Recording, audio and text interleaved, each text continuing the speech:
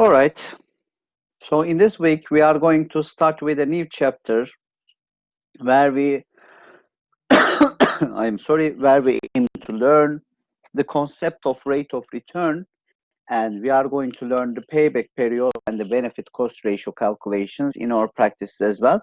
But the main objective for today is to learn about the rate of return concepts. Okay. So rate of return is the periodic interest rate that an investment has a present value equal to zero, actually. So we define it like that, but it is basically the average periodically determined return rates for investments, but we are going to see how we can calculate the rate of return in the following pages. And actually, we are going to use an Excel for this application as well. I have already uploaded that Excel file in the Blackboard domain. So at this point, let us give out the outline. Again, we are going to start with net present value calculation. We are going to define what the net present value is, because in order to define the rate of return, we need the definition of net present value. The rate of return is the interest rate that makes the net present value equal to zero. So remember, for a cash flow diagram representing the outcomes of one investment, we are calculating the net present value by assuming a certain interest rate. And the net present value can be positive or negative depending on the choice of that interest rate, but at a certain interest rate, it can be equal to zero as well. Okay, the net present value can be equal to zero for a certain interest rate, and that certain interest rate is called the rate of return. So we are going to see how rate of return can be computed, but in that computation methodologies, we are going to see that if there happens to be multiple sign reversals in the cash flow diagram, there might be more than one rate of return in a single cash flow diagram. So for multiple interest rates, the rate of return can be zero as well. So we are going to see that actually this is not a very practical situation in many calculations, but theoretically we need to see that if there can be multiple rate of returns calculated for a cash flow diagram, actually it is possible. By sign reversals, I mean the direction of the cash flows. Okay, so remember, most of the investment starts with negative cash flow, right? So we basically make an initial investment to or initial payment to all investments. Then we get some returns in the following periods. We get positive cash flows as revenues in the following period. But at some point, again, due to, for example, the renewal of the equipments of in that investment, we can have a negative cash flow once again, then again positive cash flows. In that case, we observe multiple sign reversals in the single cash flow diagram. So it starts with the negative cash flows and a few positive cash flows, then again a negative cash flow. So if we have multiple sign reversals like that, the rate of return can be multiple as well. So we are going to see these both examples. Now, in the third part, we are going to learn about the payback period. Payback period is also another performance metric that we can use to compare investment alternatives, but it is a secondary performance metric. Basically, we need to check the rate of returns of the investments, but once we are inconclusive with the rate of returns, if, for example, the rate of returns of multiple investments are very close to each other, so we cannot decide which investment plan should we choose because they both yield approximately the same rate of return. In that case, we can look at the payback period, and the smaller payback period, the investment with the smaller payback period can be selected. So it is a secondary comparison parameter. So finally, we are going to learn about the benefit cost ratio, which is again a performance metric we usually used for municipal investments. Okay, so sometimes for some investments you cannot basically measure the revenue. Sometimes the benefits are going to be much more valuable than the revenue. For example, when you construct a subway into a very large city, of course you are going to get some revenue from the subway and the people who are using the subway. However, much more important parameter here, or the performance metric here, is the benefit that the subway is creating for the public, right?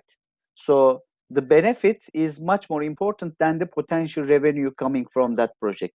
Therefore, for municipal projects, which are going to be realized for the benefit of the public, we mainly use the benefit cost ratio for a comparison metric. So we have seen that we can compute the present worth. Last week we have seen that we can compute the present worth, future worth, or the annual worth to fairly compare investment alternatives. However, we can also use alternative ideas to compare the performance of capital investments. These are net present value, rate of return, payback period, and benefit ratio. We are going to see each one of them one by one in today's lecture. Okay, so what is the net present value? The net present value is basically the present worth, which we have seen last week, basically, the present worth of a cash flow diagram, or sometimes it is referred as the discounted cash flow. So discounted means what?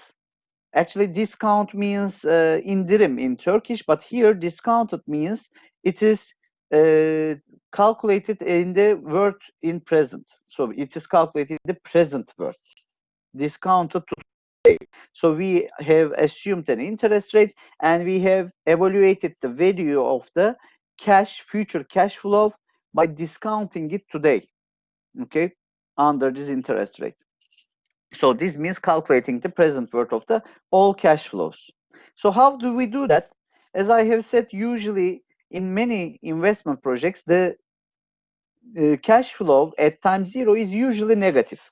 So even though we have written an absolute value here, we write the negative sign in front of it, which emphasizes that the initial amount that we pay in most of the investments are usually negative. Now, the future cash flows, cash flow at time k, in the end of period k, sometimes can be positive, sometimes can be negative. It depends on the revenue levels and the expense level in the end of each period, but whether they are positive or negative, in order to calculate the net value, all these future cash flows must be discounted to present worth by using the single payment present worth factor, which is P over F under I% interest rate. Because we are talking about the cash flow in the end of period K, they need to be discounted K periods before. So we need to apply this discounting for all future cash flows in the end of each period. So here we have a capital outlay negative in the beginning, okay, and in the future we may have either positive cash flows or negative cash flows. The net present value is abbreviated as NPV, net present value. And if an investment is economically acceptable, then its net present value must be positive or zero in the worst case. So under which interest rate we are going to calculate the net present value? Of course, the minimum attractive rate of return we are talking about here. So every company calculates net present value of an investment by using the minimum attractive rate of return assumed for that investment. So under the minimum attractive rate of return, if the net present value is positive or at worst zero, then we say that this investment is economically justifiable or acceptable. Now, let's solve this first question. So we have a milling machine to purchase. So milling machine means freze. And we are going to purchase this machine right now from 50,000 Turkish liras down payment. So we need to pay this amount in the beginning. So this is our initial negative cash flow. And the cash flows in the following 5 years, from year 1 to year 5, in the end of every year, we are going to get a revenue of 15,000 Turkish liras. So we have an initial payment, 50,000 Turkish liras, and for the following 5 years, we have $15,000 of positive revenues. So they form a uniform series here. And we are going to calculate the net present value, but under different interest rates. Okay, so under 10%, under 15%, and under 20% of interest rates. So assume that there are 3 different companies. Each of these companies have different minimum attractive rate of return assumptions. And for company A, company B, and company C, we are going to calculate the net present value under their respective minimum attractive rate of returns, all compounded annually. So the compounding periods are the same as the payment periods. So we are going to calculate the net present value. Now, the answers are easily calculated in this presentation page. So we have, if we have the interest rate as 10%, the net present value under 10% will be minus $50,000, because this is the initial payment that is made in the present. We do not multiply it with anything. However, if we have a positive uniform series of $15,000 for the following 5 years, we need to multiply these $15,000 installments with a uniform series present worth factor, which is P over A, under 10% interest rate that compounds annually for 5 years. And instead of P over A, we check the A over P, the single payment capital recovery, uniform series capital recovery factor, A over P, 0.26380. And that value should be inverted, and the inverse of the capital recovery factor is the present worth factor here, and multiplying it with $15,000 and subtracting 50,000, you get 6,861.26. Actually, you are already familiar with this kind of calculation, how we calculate the net present value here. You already know that. Now, this was the net present value calculation for an interest rate assumption of 10%. If the interest rate is 15%, then the net present value of the machine will be calculated with a uniform series present worth factor under 15% interest rate. And in that case, that value is going to be, that present worth factor is going to be what? It is going to be smaller. Therefore, the net present value will be reduced. We will have a lesser net present value here, which is around $281.58. And if we assume a 20% interest rate, in that case, the net present value will be negative, because the uniform series present worth factor under 20% for 5 years is going to be a lot less, because the capital recovery factor is increasing, as you can see. That its inverse is going to decrease, and the net present value is going to be minus $5,140.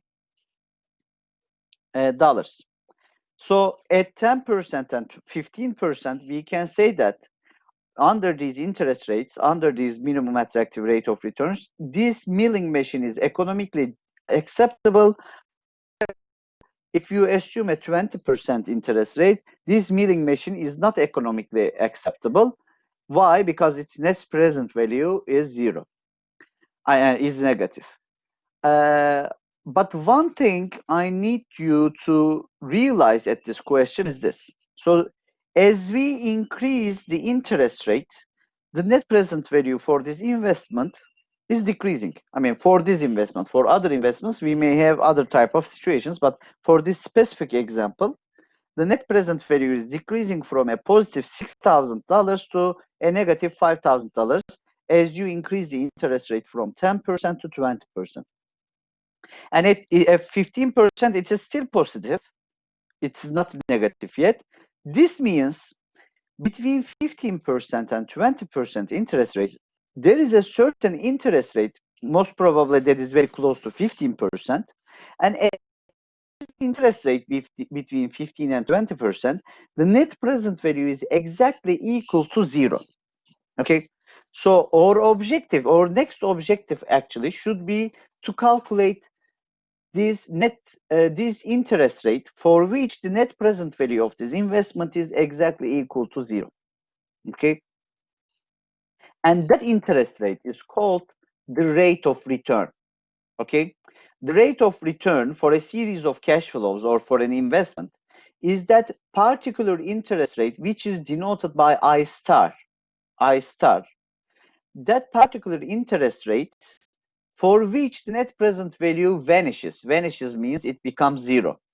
Okay, so for example, in this question, we have a positive interest rate of 6,861, and it is decreasing as we increase the interest rate percent, and at a certain interest rate, which is most probably between 15% and 16%, at that certain interest rate, the net present value is going to cut the vertical axis because the net present value is decreasing from positive part to negative part at that point. So let me show that to you by sharing a blank board. So we have the net present value, okay, the net present value under I% interest rate. And here we have the interest rate, okay? So actually, let me start from scratch. I am sorry. Maybe it would be a better idea if I draw this horizontal line just in the middle. Okay, so we have the interest rate here on this axis, and we have the net present value. So it says, the question says that the net present value at 10% is around $6,861. So we have a net present value, which is positive for 10% interest rate. For 15% interest rate, we have a net present value that is equal to approximately $281. $281. And for 20%, we have an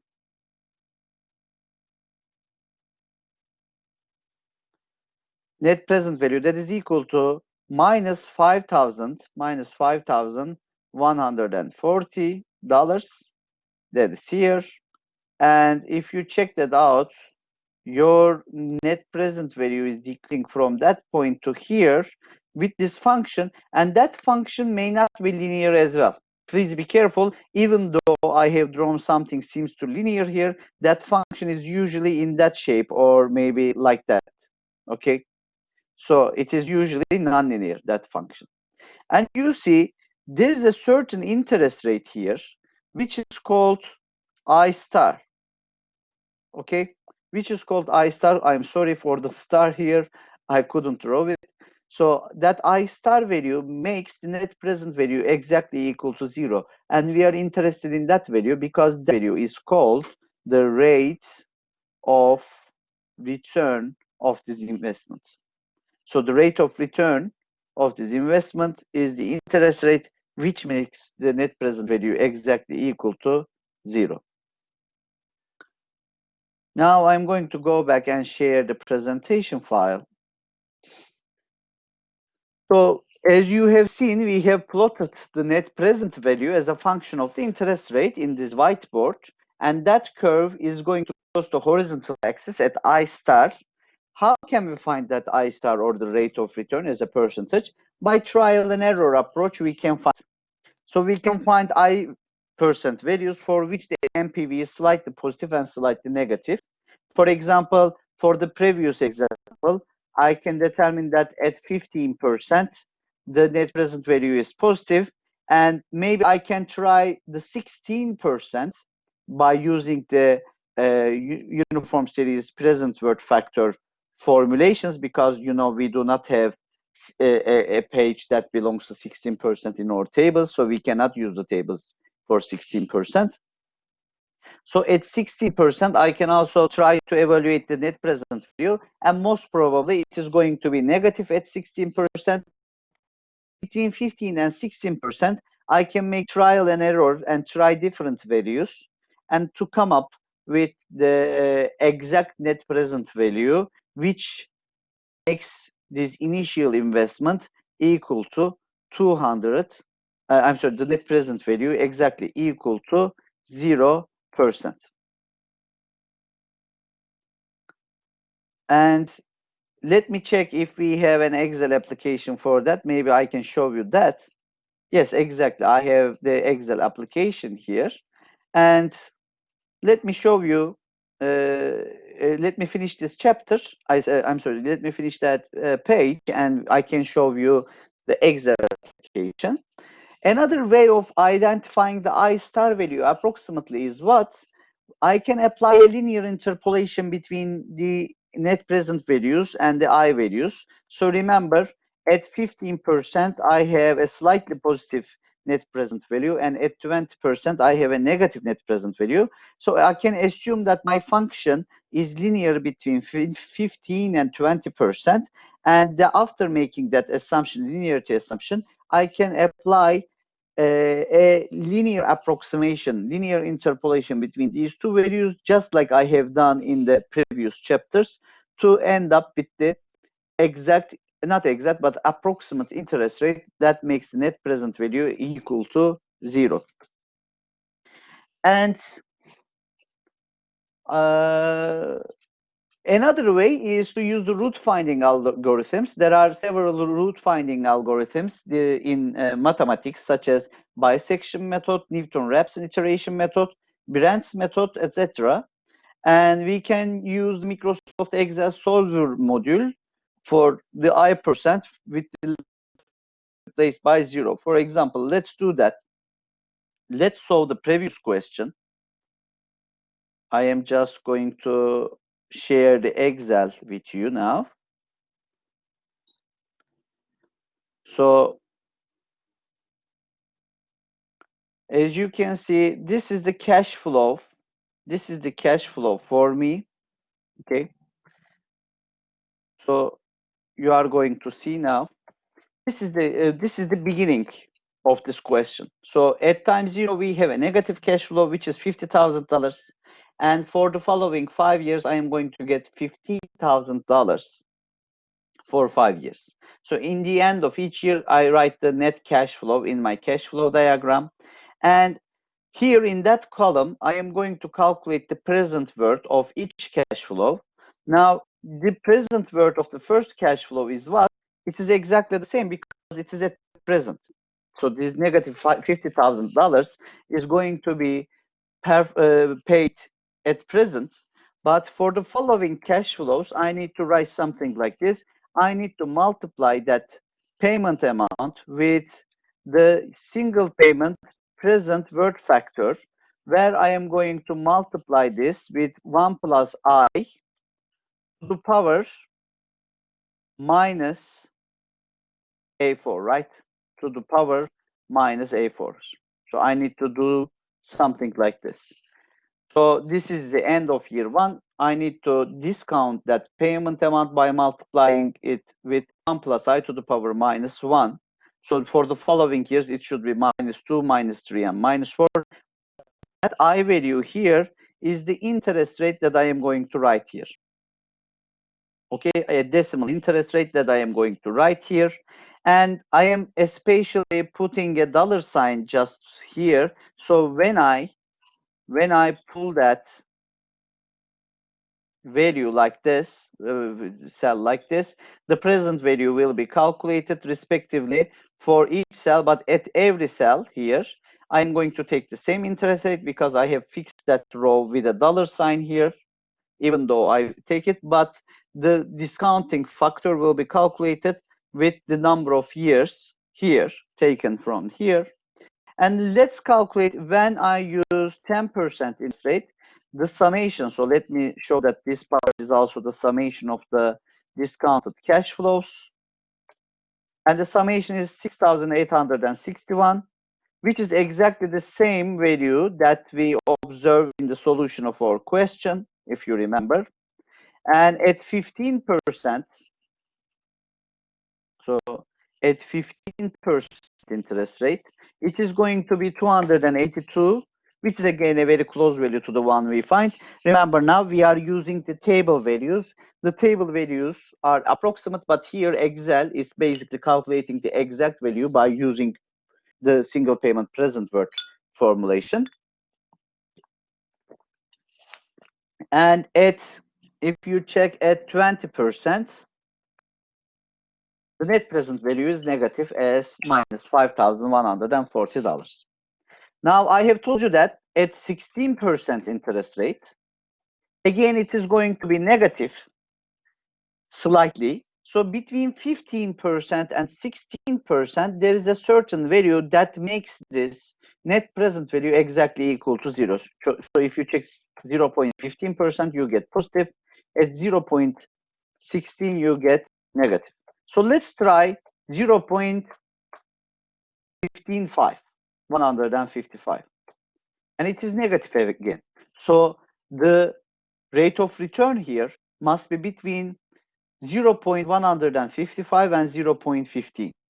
So let's try 0.1525, just the medium value.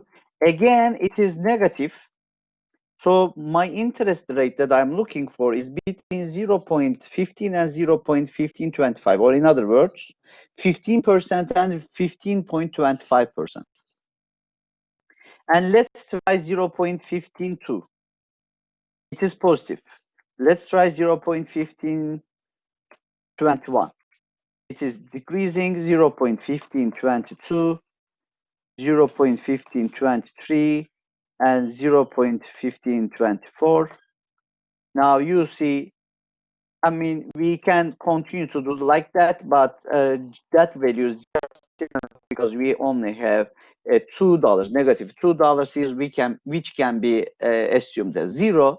So at 15.24%, actually, we get a net present value which is very close to 0, and we can simply say approximately that percentage here in that cell is the rate of return of that investment. Now, I can also use the solver of the Excel. So what I'm going to do is this. From file, I will choose options, and options, under the options we have add-ins of Excel. And in the add-ins of Excel, I am very sorry. So let me start from beginning. So we have options, add-ins. Under the add-ins, we have Excel add-ins here. And from the Excel add-ins, we say go. And here we get an add-in window. In this add-in window, the solver add-in must be available and ticked. Okay. If there is not a tick here, then you should add a tick here and press OK. And under the data section here, under the data tab, there will be a solver added in the most right corner, upper right corner of the Excel interface.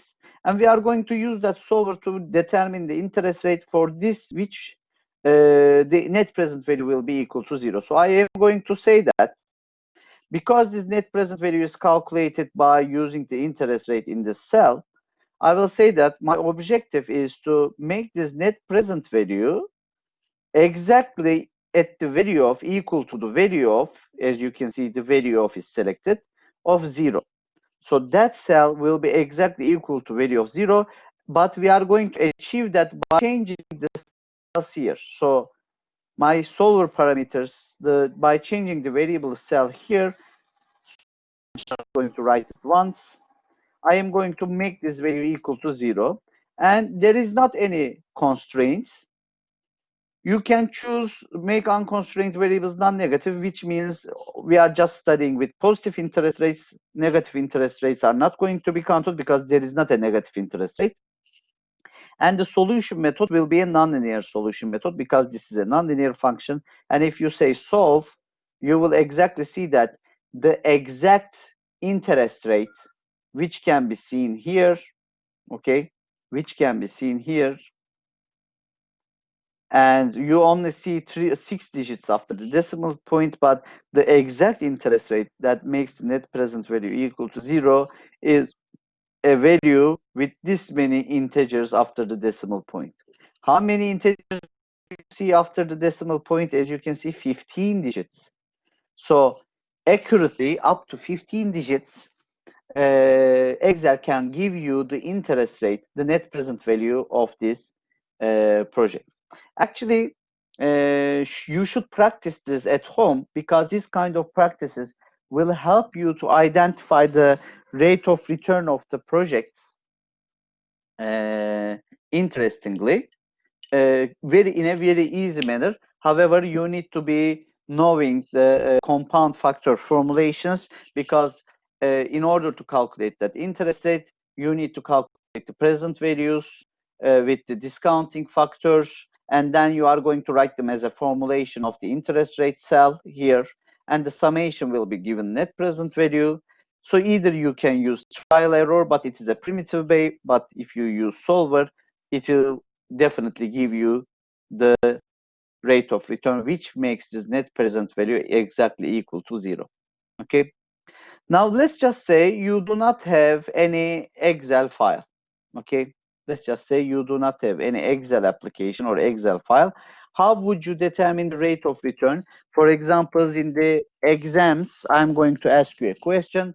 Obviously, you will not be able to use Excel at that time. So at hand, with a manual method, how can we find that interest rate with linear approximation? Okay. So it says, consider the cash flow structure mentioned in question 1 and plot the net present value as a function of the interest rate for interest rates between 0 and 25%. So what I am going to do is this. I am going to calculate the net present value as I have done here. You see, I have done it for 10, 15%, and 20%, but this time the question tells me we need to calculate the net present value for different interest rates between 0% and 25%. Okay, so I will calculate the net present value for 0%, 5%, 10, 15, and 20% already calculated in first question, and I will also do it for 25% as well. Then after that, I am going to draw a plot diagram of the net present value by changing interest rates. So on the horizontal axis, we will have the interest rates, and on the vertical axis, we will have the net present values. Then the question tells me I need to use a linear interpolation between 15 and 20% to identify the rate of return for this cash flow structure. And then I'm going to use Microsoft Excel solver add-in to compute the rate of return. I already solved C. I mean, I have already used Microsoft Excel solver add-in to compute the rate of return. So let me show you the plot diagram here. Let me zoom in a little. Okay. So you see, we have 0 interest rate here, and the net present value at 0 is very easy to calculate because there is not a discounting factor. The initial investment is $50,000, and for 5 years, we will get $15,000, which makes a total of $75,000 without any interest, and therefore our net profit will be 25,000 Turkish lira, I'm sorry, $25,000 if we assume a 0 interest rate. However, for other interest rates, I need to use the net present value calculation by these interest rates. In fact, for 10%, 15%, and 20%, we have calculated these values as 6,861, 281, and minus $5,140. So this is the plot diagram, as you see, of the net present value. Does it seem linear? Actually, it looks like linear, but it's not. So this is not a linear function. It's not a line. So you may realize that it is a little convex. And you see, there is a certain interest rate, which is a little larger than 15%. At that interest rate, the net present value is exactly equal to 0. So that function, that decreasing function, cuts the horizontal axis at one point And that point is somewhere between 0.15 and 0.20, which is a little larger than 0.15. Now, we have solved part A. We have drawn the plot diagram of the net present value. So what I'm going to do next is this. I am going to apply a linear interpolation between 15 and 20%. At 15%, the net present value was 281. At 20%, it was minus 5,140. And at a certain I star percent interest rate, it should be 0. And that value is somewhere between 15 and 20. How do I find that I star? Again, I'm going to use the linear interpolation idea, which I have taught you in the either third or fourth chapter. And that is going to be what? I am going to take a weighted average of 15%, which is 0.15 in decimal, and 20%. 0.20 will be multiplied with 281.58, and 15%, 0.15 will be multiplied with 5,140.85, and summed up, and that summation will be divided with the total of 281.58 and 5,140.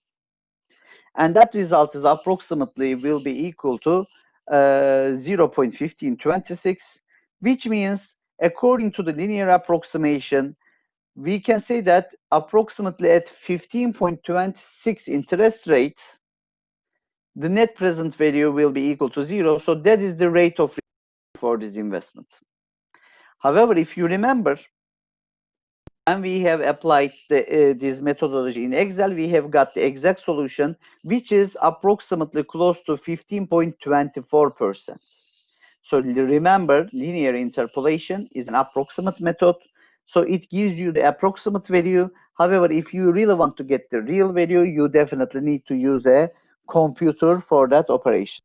So in part C, we were exactly doing that application in Excel with the solver, and we have computed the rate of return. Okay. Now, you see, in a cash flow diagram, if we have the initial cash flow negative, which is less than 0, and then always positive cash flows for the following years, then we say that in that cash flow structure, we have a single sign reversal. So for example, if your cash flow diagram is in that shape, so if in the initial investment you pay a negative value, but for the following years you always get positive revenues. At what level? I don't care. At what level? So maybe low, maybe large. It doesn't matter. It should be uniform or what. It doesn't matter. But if always after the initial investment, if you are always getting positive cash flows, then we say that there is a single sign reversal here. Why? Because the sign here was a negative sign in the initial, and then it became positive, and it remained as positive cash flows in the following parts of the cash flow diagram. So there is only a single sign reversal from here to here. Okay, there is a single sign reversal. So if we have a single sign reversal, my friends, if we have a single sign reversal in the cash flow diagram, in that the net present value of a cash flow diagram is going to be a monotonely decreasing function like this. A monotonely decreasing function like this.